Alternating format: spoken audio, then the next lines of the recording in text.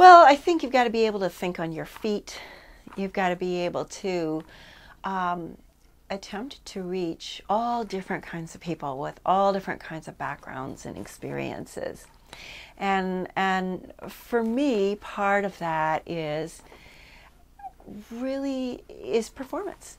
You know, it is expressing yourself in such a way that you can, you know, pique the interest of the students who are out there and actually make them want to listen rather than texting or whatever it is. And of course that wasn't going on back in 1989. But it's changed quite a bit. So I think there's definitely performance on the teacher's part. You've got to perform at some level, you know, to keep people interested. Maybe I go overboard. I walk around a lot when I'm able to walk. Yeah, I had a broken foot when I couldn't do that, and I really saw the difference in at least my perception of how well I was able to reach students. And then as I got better, and I started out this semester not being able to walk very well because I had surgery over Christmas. Now I can walk. Now I'm up and down the aisles, and I'm running up the stairs, and you know, and we're, you know, carrying on, and it's very, very much interactive. I bring smaller drums and a lot of percussion, and I ask students if they could bring some percussive instrument. It could be their keys, it could be pencils, right? Something that you can make noise with, anything. And some of my students brought cold cereal in a little jar, you know, and various kinds of things. They were very creative. But then what I do is I start playing an instrument and say, "Come on up, come and grab an instrument." And sometimes they're like, "Okay, what's she doing now?"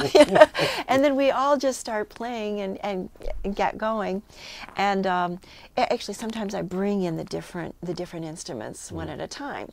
So I have the small, like the bells, and then the shakers, and then the woods, you know, that kind of thing. And then gradually bring in the larger instruments that are louder, the big drums, and then just get them into a groove, and then I say, "Now only the bells," and then it'll just be the bells or bells and woods, and then they can hear each other, whereas they couldn't before when the big drums were going, right?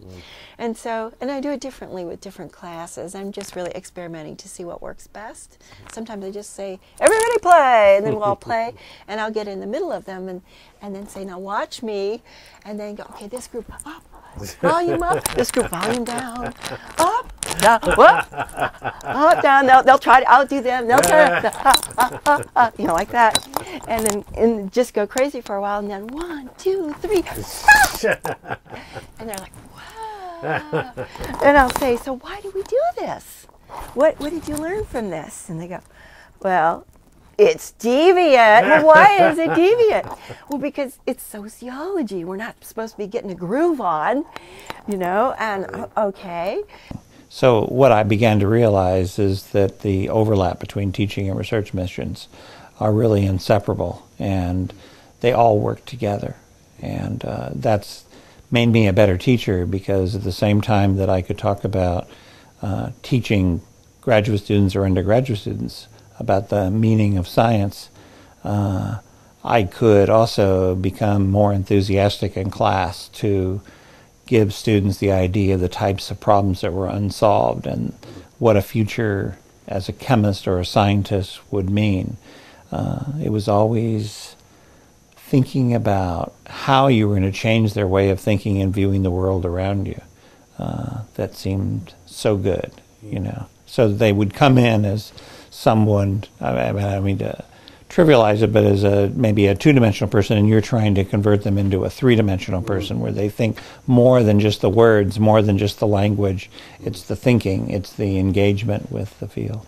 You know, you enjoy it, you find it engaging and stimulating when you see those eyes open because they understand something, or they're going to a new level, or they start asking you questions that there aren't stock answers to, but they're more contextual.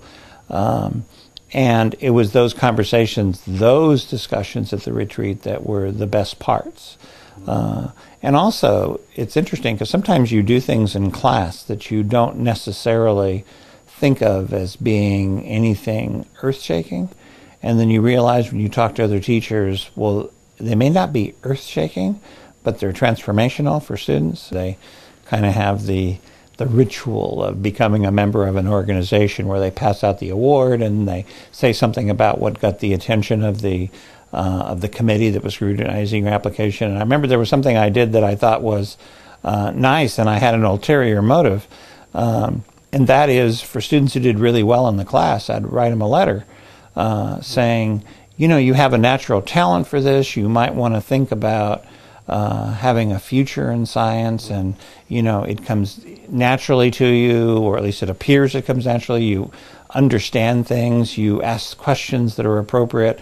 You might think about, you know, having a career in science, and, you know, you did really well in my class, and your questions were really very good. And let me just tell you, if you ever need a letter of recommendation, I'd be happy to do it. So I thought that was a pretty standard thing to do. It wasn't really a tortuous thing to do, even though my classes were kind of large. I mean, geez, you write the first letter, and it's not much of a change from letter to letter. And the students reacted incredibly favorably. I'd have people come up, and they would have tears in their eyes that I would have taken the time out in a first-year chemistry class to say, you're okay, you're pretty good. And at the retreat, that was one of the things they had cited that I had done. Well, to me, it just didn't seem that much of an investment. It certainly took some time, but not an onerous amount of time. I mean, we did have computers, so, you know, it could generate lots of letters for you to sign. But it affected the students. It was things they remembered years later that I would run into them, and they would say things like, I'm glad you said that. I would have never become a science major if it weren't for your early encouragement. And then I realized that's when all of us get excited about teaching, is when we have a transformational effect on people's lives. Well, I'm a person who wanted to teach all her life, and I've been a classroom teacher at the K-12 level, and came to teacher ed specifically to help teachers be more successful in urban teaching. I'm a product of urban schools. I had what I call the miseducation syndrome by being in what we call a ghetto school. And I also know that our teachers were like in a revolving door kind of deal.